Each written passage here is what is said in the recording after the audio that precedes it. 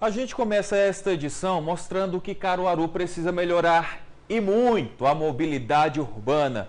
Eu não estou falando em relação a carros, motos, bicicletas, não. Eu estou falando em melhorias para os pedestres. São muitos os obstáculos que a gente encontra nas calçadas da cidade. Eu, como pedestre, fui conferir de perto. Para muita gente, o principal meio de transporte utilizado no dia a dia são as próprias pernas. Até você mesmo já deve ter andado pelas calçadas até que, opa, um poste bem no meio do caminho. Mas seguindo, você continua a fazer um planejamento mental da rotina, o que vai fazer pela manhã, depois que sair do trabalho, naquele descanso quando voltar para casa, o livro que pretende ler, o filme que quer ver, o capítulo da novela preferida e, eita, outro poste. E agora? De um lado, o caminho está cheio de material de construção. Do outro, a rua, trânsito. Não dá para correr o risco. Esse tipo de situação é mais comum do que se imagina pelas ruas, ou melhor, pelas calçadas de Caruaru. Olha essa aqui no bairro São Francisco, quase não dá para andar por ela de tão estreita e ainda tem um poste para atrapalhar. E também é comum ver batentes, rampas, barreiras quase que intransponíveis que dá um chega para lá nos pedestres. Nesse ponto, subúrbio e centro da cidade têm algo em comum. A Avenida Rio Branco, que recentemente passou por um reordenamento, guarda os mesmos desafios. Um simples poste separa por um breve instante o que Deus uniu.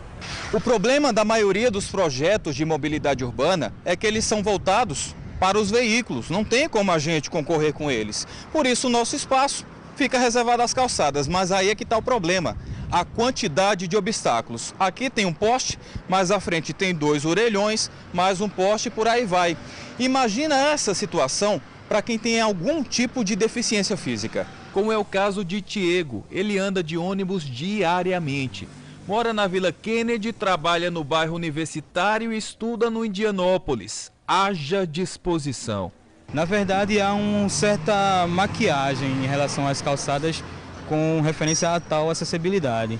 O simples fato de colocar uma rampa, de qualquer forma, não necessariamente quer dizer que há o acesso pleno a todas as pessoas. Há 2 anos morando em Caruaru, ele conhece as ruas, avenidas, onde é calçada, onde é rua e principalmente os problemas no caminho. Tem alguns buracos, batentes, orelhões, postes mal colocados. E a vida dele poderia ser mais fácil se cada um fizesse a sua parte, a começar pelo poder público e empresas que oferecem serviço como o fornecimento elétrico. Esses órgãos eles precisam seguir um projeto de calçada. E esse projeto de calçada ele começa com um primeiro passo, estabelecer uma faixa de serviço, uma área de uma faixa em torno de 1 metro, né, dependendo da largura da calçada, próximo ao meio-fio, em que só ali eu vou implantar o que for de placa, árvores, sinalização.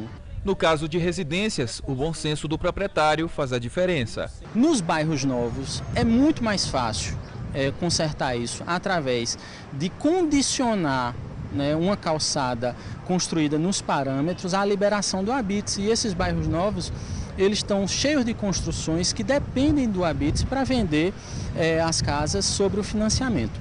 Nos bairros mais antigos, a gente pode fazer um planejamento de prioridades. Quais são as rotas mais acessíveis, as rotas mais usadas pelos moradores. E, paulatinamente, com o tempo, o poder público vai ampliando isso, né? Vai transformando as calçadas e dando esse espaço de cidadania para os moradores. E a cidade como um todo também ganharia, e muito. Muitas prefeituras têm investido nas calçadas, né, para trazer mais o pedestre para o centro e criar um espaço de cidadania e de vivência urbana diferente. Se a gente investir nas calçadas, a gente está começando o primeiro passo da mobilidade, que é todo mundo é pedestre em algum momento do seu trajeto, né? Esse é o caminho. E como a gente viu na reportagem, tinha muita sinalização da destra. Nós conversamos com o representante da autarquia sobre como é feito esse trabalho. Existe um manual, certo, onde o CTB dá a prerrogativa para esse manual, onde ele faz as orientações em relação à implantação de qualquer tipo de dispositivo, né, em relação a marcações e placas em via pública.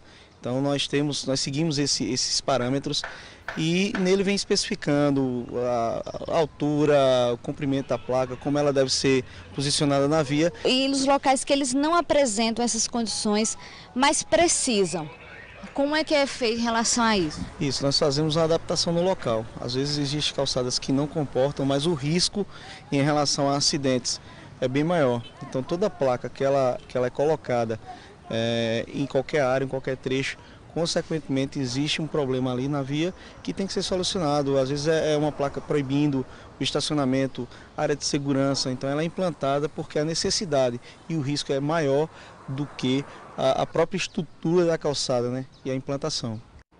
E também tinham postes, né? E a CELP informou em nota que obedece ao traçado urbanístico definido pelas prefeituras e observa que o redimensionamento das calçadas depois da instalação das estruturas, seja por avanço de imóveis ou alargamento de ruas, pode alterar a disposição original desses postes.